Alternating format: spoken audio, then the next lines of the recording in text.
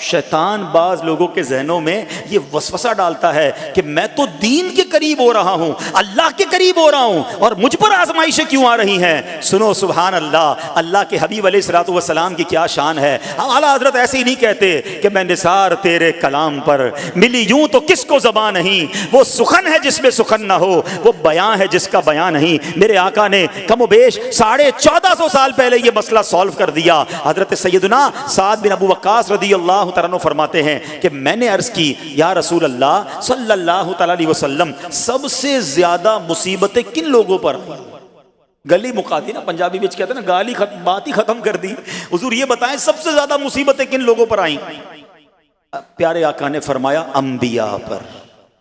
अल्लाह अकबर, अल्लाह के सबसे करीब तो अंबिया है ना, अंबिया पर, फिर उन लोगों के बाद जो लोग बेहतर हैं, फिर उनके बाद जो बेहतर हैं। सुनो अब अगला जुमला, बंदे को अपनी दीनदारी के एतबार से मुसीबत में मुब्तला किया जाता है। अगर वो दीन में सख्त होता है उसकी आजमाइश भी सख्त होती है, अगर वो दीन में कमजोर होता है तो अल्लाह अज़्ज़ व जल उसकी दीनदारी के मुताबिक उसे आजमाता है। बंदा मुसीबत में मुब्तला होता रहता है, यहां तक कि उसके दुनिया में ही उसके सारे गुनाह बख्श दिए जाते हैं।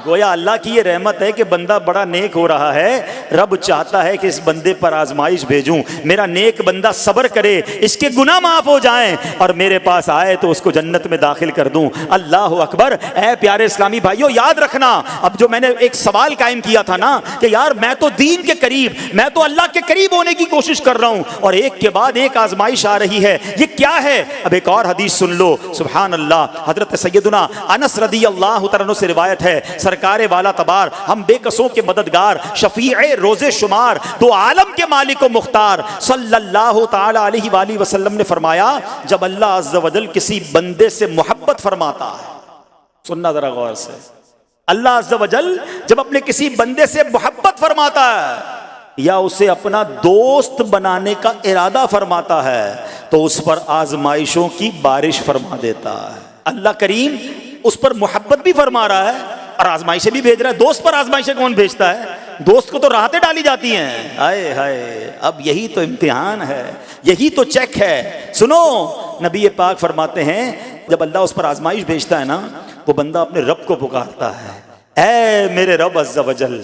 तो अल्लाह फरमाता है, मेरे बंदे तू जो कुछ मुझसे मांगेगा मैं तुझे अता फरमाऊंगा, तू तो जल्द ही तुझे दे दूंगा और इसे तेरी आखिरत के लिए ज़ख़ीरा कर दूंगा। सुभान अल्लाह। यानी अल्लाह वालों को आजमाया जाता है, उनके दर्जात बुलंद किए जाते हैं, उनके गुनाह मुआफ़ किए जाते हैं। तो ऐ मेरे प्यारे इस्लामी भाइयों, कभी भी ये ज़हन में ख्याल मत लाना कि यार मैं दीन में करीब आ रहा हूँ, मेरी आजमाइशें बढ़ रही हैं। समझ लो इम्तिहान शुरू हो गया है, टेस्ट शुरू हो गया है। अब इस टेस्ट में मुझे कामयाब होना है और अल्लाह के मजीद करीब जाना है। जिंदगी में जो गुनाह हो गए हैं, ये मेरे गुनाहों का इंशाअल्लाह कफ़ारा बन जाएगा, मेरे दर्जात की बुलंदी का सबब बन जाएगा। अल्लाह से अर्ज करना, ए मौला मैं तेरी रिजा पर राजी, मैं तेरे फैसलों पर राजी, अब तक जो दिया था तूने दिया था, ये सब कुछ तेरा है। ए रब, जब तू वापस लेगा मैं इस पर राजी। जब ये साबित कदमी नसीब हो गई, फिर देखो गैब के खजानों से कैसा आपके दिल पर सकीना उतरेगा, फिर कैसा आप पर रहमतों का नुज़ूल होगा। तो ऐ मेरे प्यारे इस्लामी भाइयों, मुसीबतें आ चुकी और आने भी वाली हैं। पहले ज़हनी तौर पर तैयार रहना, मगर सब्र करना। ये चंद दिनों की, चंद घंटों की, चंद लम्हों की मुसीबत है, मगर ये तुम्हारे दर्जात को बुलंद कर